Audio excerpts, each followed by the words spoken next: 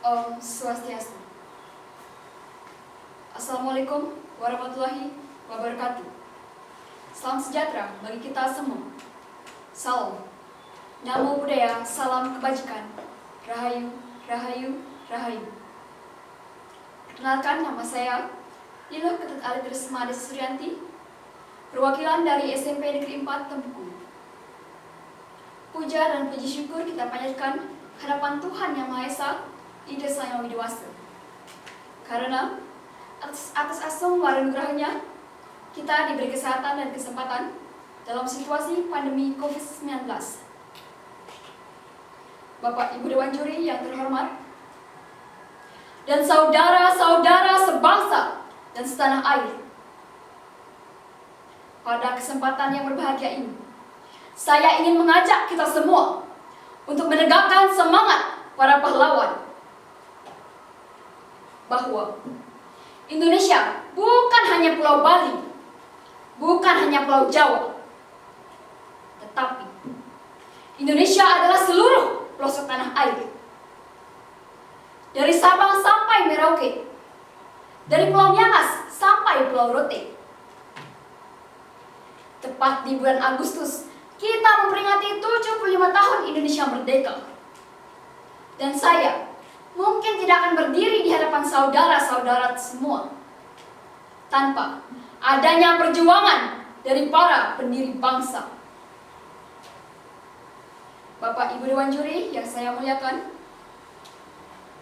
dalam momentum 75 tahun Indonesia merdeka ini terbersit pertanyaan.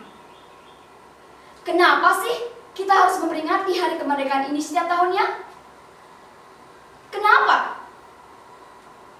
Kenapa harus diperingati?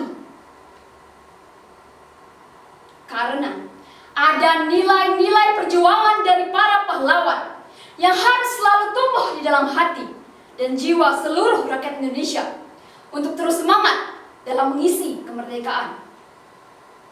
Selain itu, peringatan hari kemerdekaan ini juga sebagai momentum agar kita bersyukur atas nikmat kemerdekaan yang Tuhan berikan kepada bangsa Indonesia.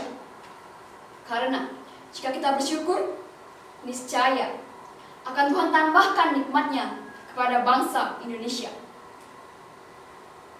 Kini, puluhan tahun sudah semenjak proklamasi dikumandangkan, dan Indonesia terus membangun diri untuk menjadi sebuah negara yang madani.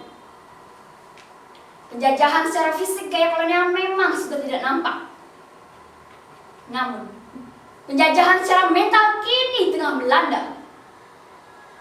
Berbagai penetrasi budaya asing, produk asing, berita hoax, pertikaian intern antar masyarakat menjadi gangguan yang dapat mengancam keutuhan dan kemandirian bangsa Indonesia sebagai sebuah negara. Jauh sebelumnya, Bapak Proklamator Insinyur Soekarno pernah berkata, "Perjuanganku lebih mudah karena hanya mengusir penjajah. Tetapi perjuangan kalian lebih berat karena melawan bangsa sendiri." Kini, apa yang dikatakan Soekarno nampaknya menjadi kenyataan. Masyarakat Indonesia kini seolah terpecah belah oleh kepentingan politik praktis, radikalisme berantar agama, dan lainnya. Berbagai media sosial dipenuhi ocehan penuh hujatan, makian, dan dendam yang tentunya menjadi bara dalam sekam yang siap membakar habis seluruh kehidupan bernegara.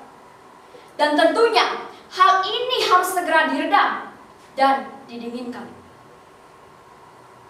Bapak Ibu Dewan Juri yang berbahagia, kondisi bangsa ini semakin diperparah dengan adanya musibah nasional pandemi COVID-19 yang mengganggu seluruh aspek kehidupan bangsa. Bukan hanya di bidang kesehatan, ekonomi, pertahanan, dan keamanan, tetapi juga sudah mengganggu proses pencerdasan anak bangsa yang jika berkepanjangan bisa merusak dan merontokkan kekokohan bangsa Indonesia. Oleh karena itu, walaupun Indonesia sedang dilanda COVID-19, kita harus tetap melaksanakan proses pendidikan yang saat ini dilakukan melalui pembelajaran jarak jauh atau PJJ.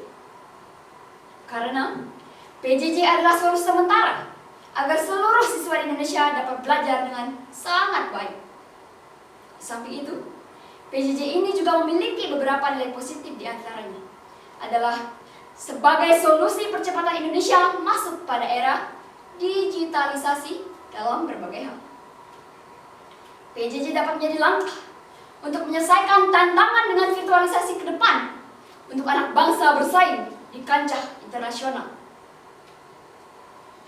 Bapak Ibu Dewan Juri yang saya hormati, walaupun terdapat dampak positif dari PJJ di saat pandemi COVID-19 yang tadi saya sampaikan, ternyata masih banyak siswa di seluruh Indonesia yang tidak dapat mengikuti PJJ. Hal itu disebabkan karena masih banyak daerah Indonesia yang terkendala akses listrik dan internet. Menurut data UNICEF Research Development Index, 60 juta siswa di Indonesia itu tidak dapat mengikuti sekolah akibat COVID-19. Di antara jumlah tersebut, 28 juta siswa di tingkat SD, 13 juta siswa di tingkat SMP, dan di SMA terdapat 11 juta siswa yang tidak dapat bersekolah. Ada juga lembaga lain yang mengatakan 69% merasa anak kurang bosan selama belajar di rumah, 38% merasa kurang bimbingan dari guru, dan 62% menyatakan anak merasa membutuhkan fasilitas lebih saat PJJ. Nah, kita menyadari banyak tantangan selama pembelajaran jarak jauh ini. Tidaklah sama antara si kaya dan si miskin, dan tidak sama pula antara orang kota dengan orang desa seluruh pelosok negeri. Namun, kita harus bertekad yang sama, yaitu memastikan proses pembelajaran terbaik bisa kita dapatkan melalui kesadaran kita bersama dan saling tolong-menolong dalam pembelajaran. Dan semoga kita bisa melewati pandemi COVID-19 ini dengan baik. Bapak Ibu Dewan Juri dan saudara-saudara sebangsa dan setanah air, sekali lagi saya tegaskan, kita adalah bangsa pejuang, bangsa yang mampu bertahan. Momentum 75 tahun Indonesia ini menjadi sangat penting agar kita bisa semangat melawan COVID-19, melawan kebodohan, melawan kendala dalam belajar, dan berjuang menyukseskan PJJ agar masyarakat Indonesia bisa mewujudkan cita-cita bangsa, yaitu mencerdaskan kehidupan bangsa. Kita harus semangat untuk bangkit membangun negara Indonesia. Bangkit dalam bentuk apa? Bangkit dari susah melihat rakyat Indonesia menderita. Kita harus bangkit dari takut korupsi, takut makan bukan haknya. Kita harus bangkit dari malu jadi benalu karena minta melulu. Kita harus bangkit dari marah bila rakyat Indonesia direndahkan, marah bila martabat bangsa dilecehkan. Dan kita harus bangkit dan pantang menyerah, serta tidak putus asa dalam melawan COVID-19. Demikian yang bisa saya sampaikan. Jaya terus bangsaku, jaya terus Indonesiaku, jaya terus pendidikan Indonesia. Merdeka, merdeka, merdeka. Om Santi, Santi, Santi Om.